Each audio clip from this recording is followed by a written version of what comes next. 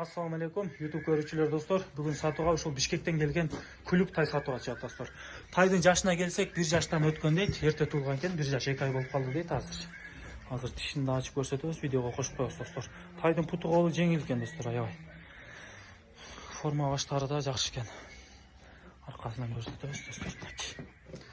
Тайдын акчасы 135 миң сом кеми бар дейт. Тай аксыда доставкалар бар достор. Бою 1.50 чамалап калат, 1.45 плюс. 47-48 чыгып атат өлчөзөк.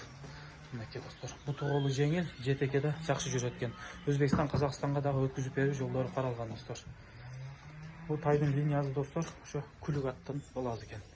Мынакей. Минги болгон эмес, үйрөтүлгөн эмес экен, азоо экен. Туяктарында бир көрсөтөт эле мынакей.